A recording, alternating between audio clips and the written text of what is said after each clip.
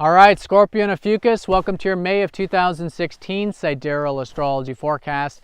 I'm Athen, and this is for Sidereal Astrology. If you are new to the channel, be sure to check out the link down below because the signs are different.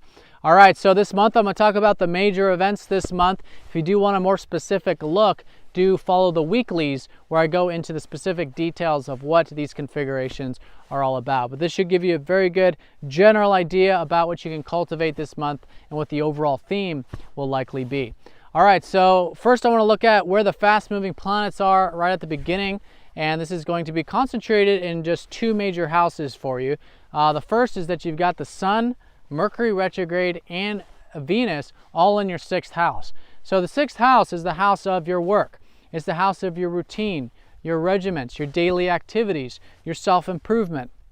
So when you're focused on your time management, energy management, developing your craft at work or whatever it might be, you're gaining energy here with the Sun. You're gaining prana. And with Mercury retrograde, you guys can actually be learning quite a bit about time management, energy management, organizational stuff, your work, etc. So it's good to try new things this month in terms of your career, your routines, and I think you can learn a lot in the process. Now, Venus here too is suggesting you guys can enjoy these things like self-improvement, maybe even form relationships at work and that sort of stuff with Venus in the sixth. So the other area that's really being emphasized is with your ruler Mars. Mars is going to be retrograde in Scorpio. So right at the beginning of the month, especially for you Scorpios, there's a lot of this forward-moving energy, this momentum about you guys cultivating your goals in life, your intentions and all of this, but it's reflective. In fact, both of you are probably in a bit more of a reflective, introverted sort of time period, which is the case when Mars goes retrograde. So it's good to, I think, move forward and cultivate these things in your life, but at the same time, sort of see what can be changed or adapted and learn more about yourself in the process, and maybe rehash and redo some of your goals in life and these kinds of things. But through action, just make sure whatever actions you are taking, it's in a way that as things change or as new information comes to light or whatever, you're able to adjust and go into a new direction. So that's going to be where everything's starting. Now, the first major event of the month is on the 6th with a new moon in Aries. So this is going to be concentrating that sixth house. Now, the new moon is usually a bit of a reflective time. It's a good time to set intentions and kind of meditate on things. And this is specifically with, again, your routine or your work. So it's a good time to sit with that. It's a very supportive new moon. In fact, it could be quite motivating because it is in Aries. But setting those intentions, and then as the month unfolds, you got more of that forward-moving momentum and energy for you to continue to cultivate, again, the routine or the work stuff in your life. Now, on the 9th, Jupiter goes station direct, and this has been Jupiter retrograde for about the past 5 months, and this is usually a bit more of an internal type of reflection where we're not really seeing the outside opportunities because Jupiter is the planet of opportunities.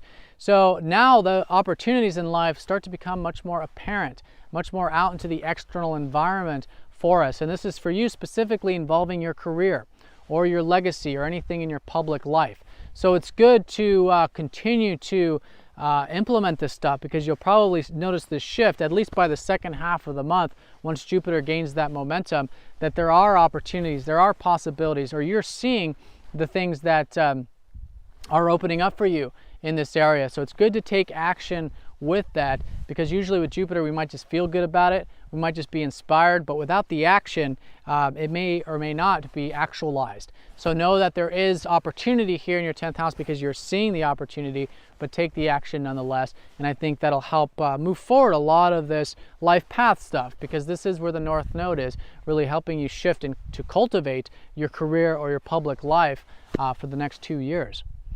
Now, on the 14th, the Sun goes into Taurus, followed by Venus on the 19th. So there is this shift the second half of the month, and this is going into your 7th house of relationships.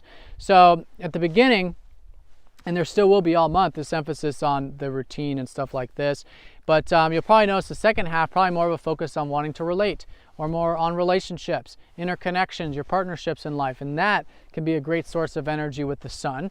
And then with Venus on the 19th onward, an enjoyment, to enjoy those interrelationships in your life, which can be very nice. And this is going to be an area of new beginnings for you next month in June. Now on the 21st, we have a full moon in your sign, right on the cusp between your sign and Libra in Scorpio. So the key with this is that this is a halfway checkpoint.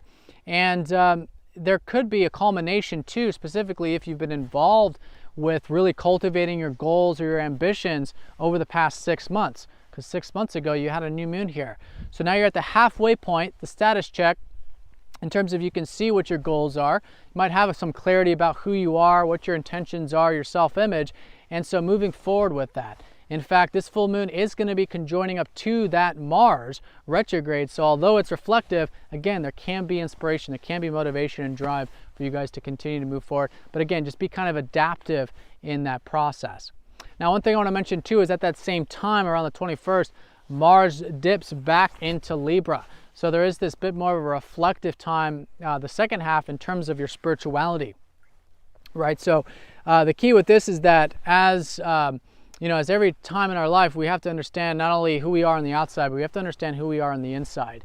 And with Mars, your ruler in the 12th house retrograde, it's a good time to reflect, to get that alone time, that meditative time out, because once Mars goes direct and then goes back into your first house again, there's a lot of that rest or that clarity or that spiritual insight that you gained during this time to be actively implemented. So if you're feeling that pull to get that meditative time out, that spiritual time out, the second half, or at least from the 21st onward, I think that's excellent. There's a lot you can learn about it, and just rest and enjoy that more tranquil energy of life.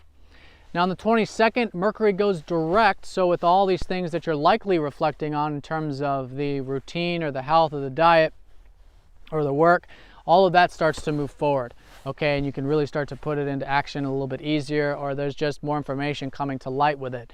So still very much actualizing that area for you, and I think it's a great month nonetheless for you to cultivate, again, that daily stuff.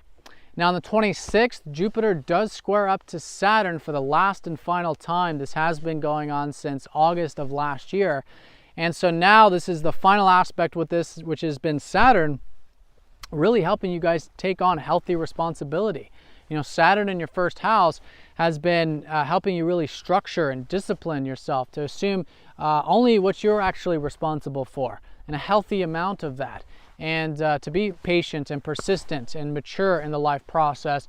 And all of this has been, once you do that, it's been very supportive to these life path shifts and changes which are expanding for your career at the moment with Jupiter up there in that 10th house. So as you work on self, as you develop self in that sense, you'll notice that it's helping you ground and structure your career stuff. And maybe even too, with those opportunities in career stuff, it may actually be pulling you to develop yourself more. So taking that seriously, both self and your future in that sense, I think is excellent with this aspect.